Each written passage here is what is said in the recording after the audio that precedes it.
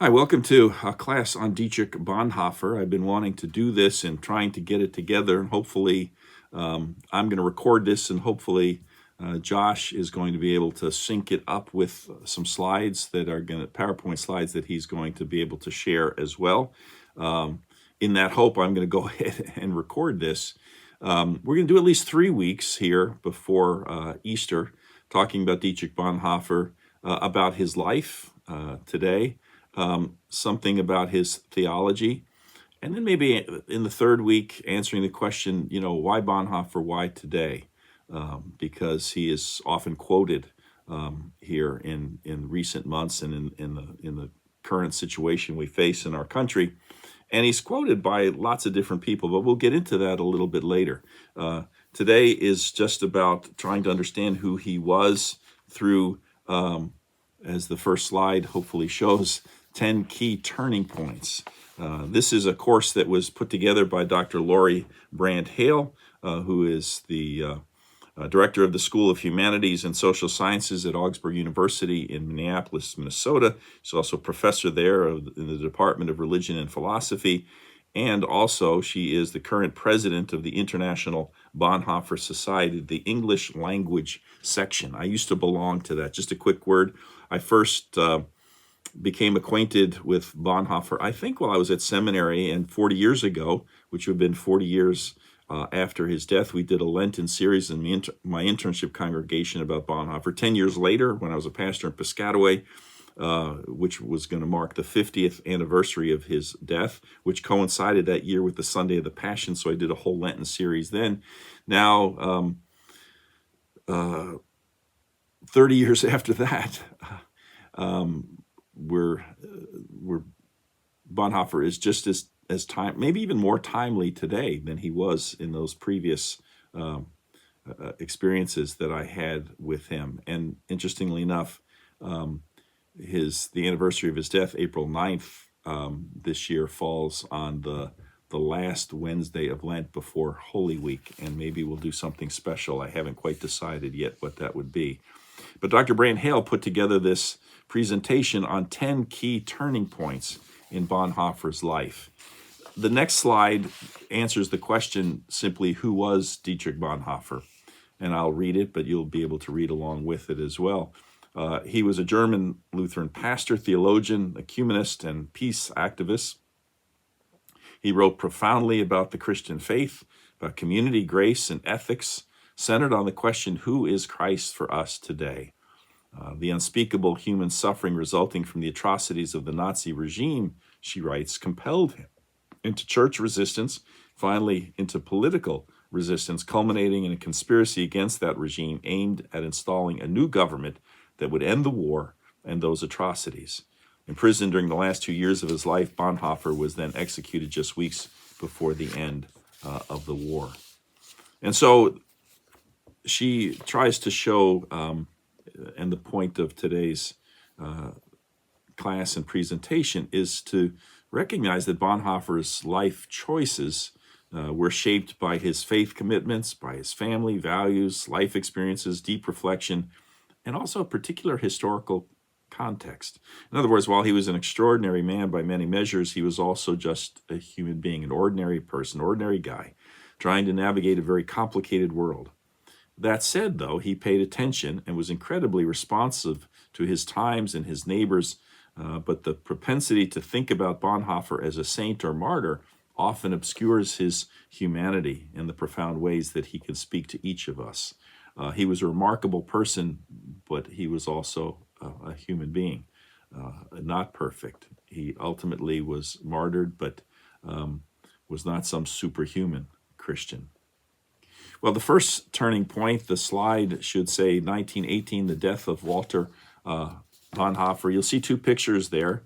On the left, you see their mother, third from the left, and the 8 Bonhoeffer children. Dietrich had a twin sister, Sabine. They were, I guess, the 6th and 7th of the 8 children. He is the second one from the right with kind of the long girlish hair. But then the next picture also shows him basically in a dress. and his brother Walter is second from the right, Dietrich second from the left. He was born into an aristocratic family. His father, Karl, was a psychiatrist, eminent, and neurologist who taught at the University of Berlin.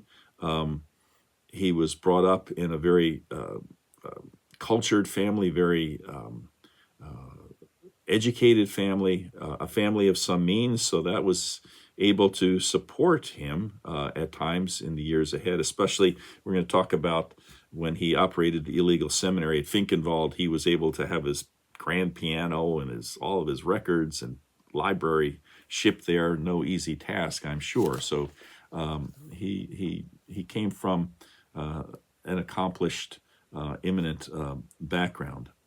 He was born on February the 4th, 1906, with his twin sister Sabine, into, as she writes, a large, tight-knit family that was highly educated, as I said, politically engaged, but not very religious. That's sort of the interesting thing, that he should choose that. So nobody ever expected him to choose or pursue a theological education. In fact, he was a very accomplished pianist, and everyone thought that he would pursue a career as a professional musician.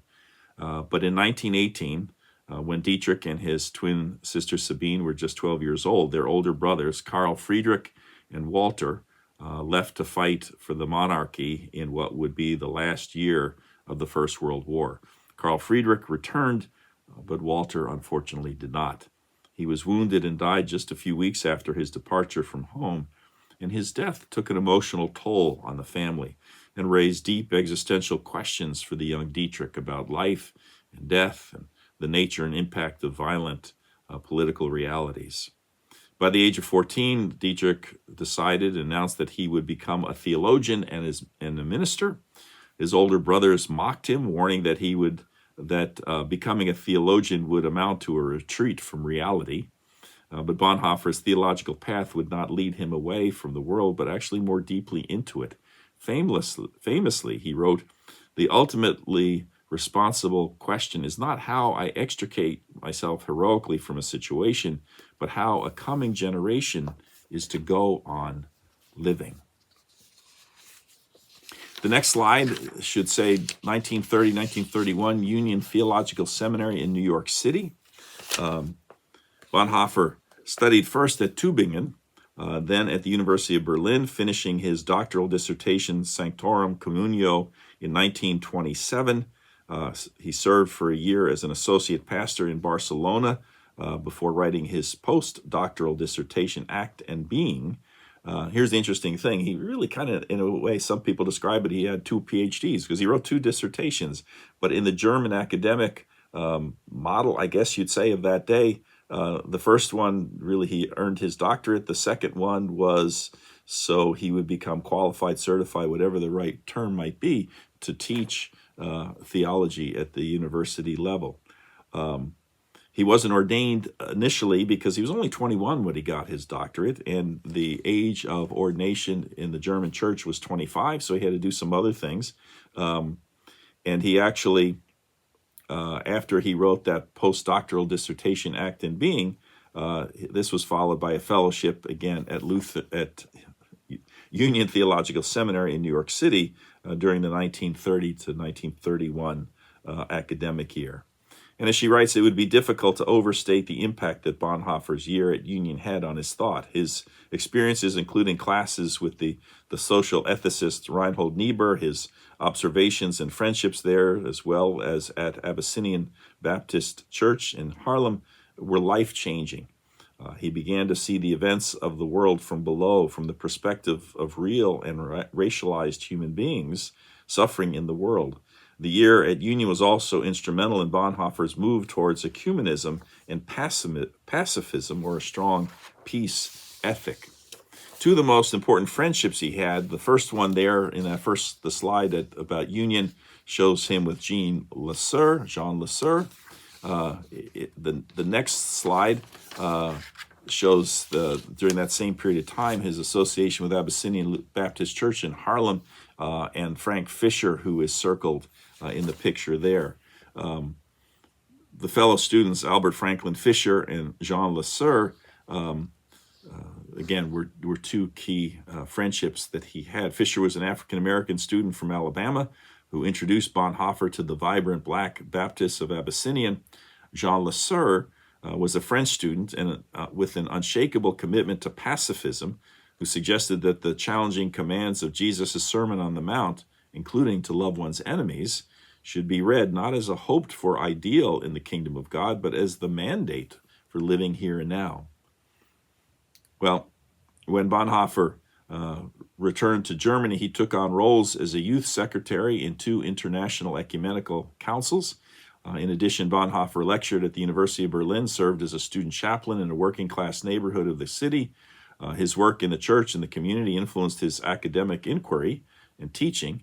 His questions, even in the classroom, were less exercises in academic abstraction and conjecture, and more existential and urgent questions about life and faith, eventually leading him to the question, who is Jesus Christ for us today? He wrote, thereby we are turned away from any abstract ethic and toward a concrete ethic. We can and should speak not about what good is, can be, or should be for each and every time, but about how Christ may take form among us today and here. The next slide, labeled 1933, Adolf Hitler's Rise to Power. The rise of the National Socialists in Germany had concerned the Bonhoeffer family, actually since before Dietrich's return from New York. The ascent of Adolf Hitler to power at the end of January 1933 brought their fears to the fore.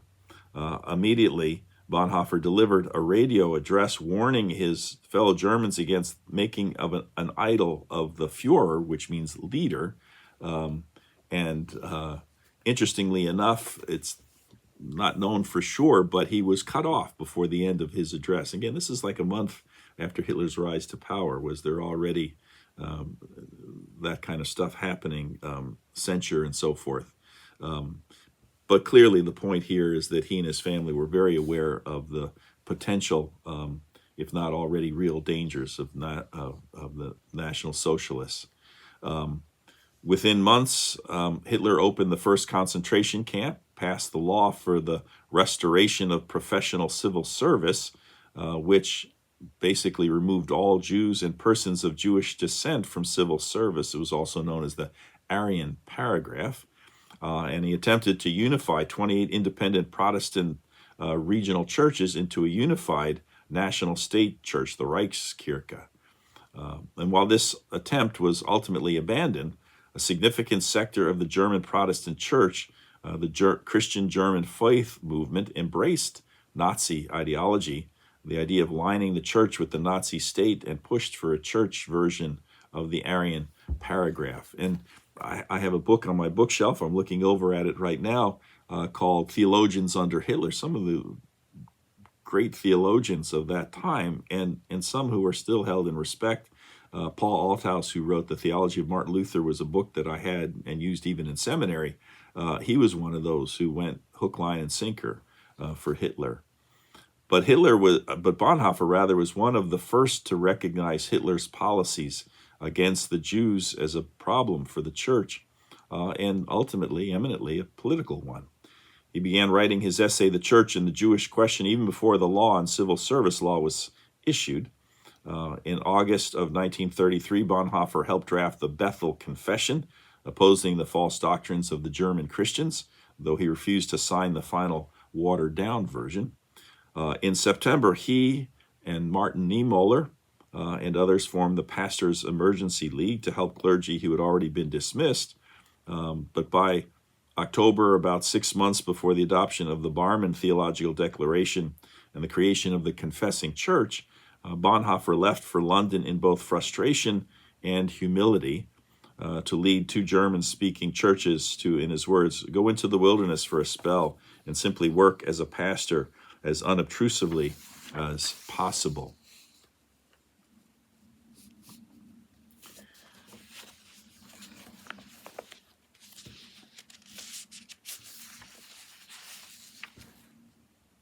Despite his hope to work unobtrusively, Bonhoeffer continued to pay attention to developments in Germany and rejected the idea being purported by the leadership of the German Christians in Berlin that the work of the Third Reich was some kind of fulfillment of Scripture. He rejected the words of the Nazi pastor Reinhold Krauss, who said, "When we draw from the gospel that which speaks to our German hearts, then the essentials of the teaching of Jesus emerge clearly and revealingly, coinciding completely with the demands of National Socialism, and we can be proud of that." Rather, Bonhoeffer preached that Christians should read the Bible not only for ourselves, but also against ourselves. To know, he said, and love the world in which we actually live, even when filled with struggle and poverty and uncertainty. He remained active in the ecumenical movement, discussing developments in Germany with Bishop George Bell and other leaders. He reunited with his friend Jean Lasser at a conference in Denmark in the summer of 1934, where Bonhoeffer insisted that the conference pass a resolution proclaiming, "We are immediately faced with the decision, National Socialist or Christian." And it was here that he also issued a clarion call to peace, noting that peace is not reached by a path of security, but only with risk. "The hour is late," he said. "The world is choked with weapons, and dreadful is the distrust which looks out of all men's eyes. The trumpets of war may blow tomorrow. For what are we waiting? For what are we waiting?" The next slide, labeled 1935 Confessing Church and Seminary at Finkenwald. A year and a half later, in 1935, Bonhoeffer accepted an invitation to direct a preacher's seminary of the Confessing Church, first at Zingstoff and then at Finkenwald. His acceptance meant abandoning a planned trip to India to study nonviolence resistance with Gandhi. At Finkenwald, Bonhoeffer tightly structured the days of the seminarians, and he was accused by some of his colleagues, including Karl Barth, of legalism, of fostering a monastic retreat from the world, when his intention was to prepare the students for the difficult reality of life in parish ministry in opposition to the Nazi regime. It was during this period of time that he wrote two of his most famous books, Life Together, which kind of chronicled how Christian community could and should be, and also Discipleship, published in English as The Cost of Discipleship, and is maybe his most well-known book. The next slide, which is labeled 1938 Kristallnacht, the Night of Broken Glass.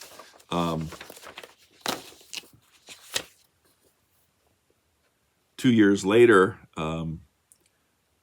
the illegal seminary that Bonhoeffer was leading was shut down by the Gestapo. Meanwhile, the Nazi assault on Jews in Germany continued to intensify, marked notably by the events of November the 9th and 10th, 1938, known famously as Kristallnacht, or the Night of Breaking Glass. Jewish homes and businesses, synagogues, and cemeteries throughout Germany were vandalized and destroyed. It was followed by the first mass incarceration of Jewish men, more than 30,000 arrested merely on the basis of their ethnicity. Can't help but pause there and think about what we're experiencing at this moment in our own country. Kristallnacht was a turning point for Bonhoeffer. He was horrified by the events, the destruction, and he was horrified by the silence of the churches, not just the Reich Church, the German Christians, but by the confessing church as well. Before I go from this slide, there is a piece that shows artwork. This was a student. I had the privilege of listening to Dr. Brandt Hale several weeks ago at Gettysburg Seminary, and she teaches a course. I think this was, I don't know, it was a course on Bonhoeffer or whatever, but someone did this picture. The drawing there is meant to be Dietrich Bonhoeffer, and he always wore the glasses, but if you notice, the glasses are cracked, and it's supposed to represent, the crystal night, the night of the broken glass. The next slide, which says 1939 Germany, then New York, and then Germany again.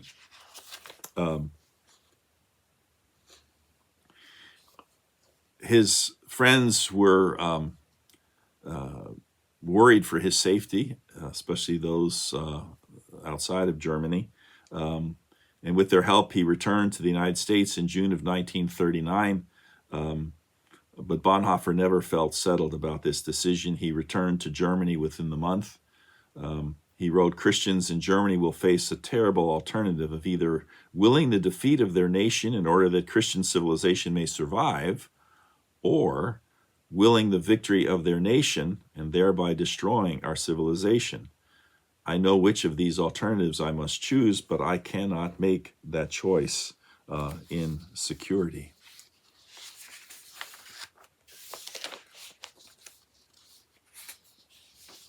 The next slide, labeled 1940, joined the Abwehr as a double agent.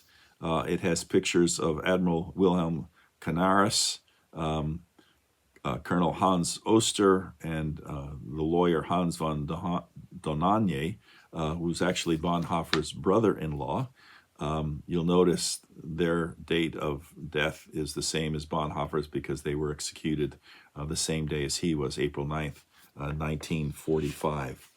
Well, when Bonhoeffer returned to Germany after that short trip to the United States, he began his work as an agent of the Abwehr, which is the German military intelligence, and was also the center, the seat of German resistance to the Nazis and to Hitler, interestingly enough. And this is where the story of Bonhoeffer kind of gets distorted, especially in the recent movie. He was recruited in part by his brother-in-law to help him avoid military service. He was brought into the Abwehr. Ostensibly, he was going to use his ecumenical contacts throughout Europe to gather information for the Nazis, when in actuality he was passing information about the resistance movement in the other direction. And it's at this point that he began working on his book Ethics, which he never did quite finish. So he was involved, but kind of in a peripheral sort of way. The next slide, which says 1943, 1944, arrested and imprisoned at Tegel Prison on April the 5th, 1943. Bonhoeffer was arrested on tenuous charges related to his resistance work and sent to Tegel Prison in Berlin. More than a year later, on July 20th, 1944, the final attempt on Hitler's life failed. The Gestapo subsequently discovered files in which Bonhoeffer was implicated in the attempted coup. And so the next slide shows 1944 failed attempt on Hitler's life, and then 1945 Bonhoeffer's execution. So he showed up in files and information about the resistance movement. Unlike the recent movie, he never sat down and plotted and planned and anything like that. But yet he was involved, and it's that involvement that ultimately led to his arrest. In October, he was taken to the Gestapo prison in Berlin. He was moved to Buchenwald in February, and then to the Flossenburg concentration camp, where on April the 9th, 1945, he was executed by hanging. He was 39 years old. His family and friends, including his fiancée, Maria von Wiedemeyer, did not learn of his death until the end of June. And his brother Klaus and brothers-in-law Hans von Donagne and Rudiger Schleicher were all executed the same week as he was. He was only 39 years old when he died. And the final slide for today is kind of a preview of next week and Bonhoeffer's theology, his key theological and ethical themes. And you could see by looking at that, it begins, if you begin to the upper right corner, with the other or the neighbor, focusing on that. Community, again, life together, Christ existing as community. He said that, talked often about Christ existing as community.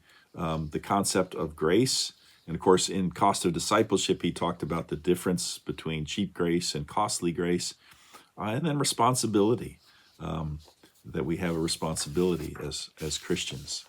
So there's kind of a Cliff Notes version of Dietrich Bonhoeffer's life. There'll be more to say, and my hope is that if you have a chance to see these slides and to listen to this presentation by Dr. Brandt Hale that I've read for you, there's also a participants workbook. I'm going to have those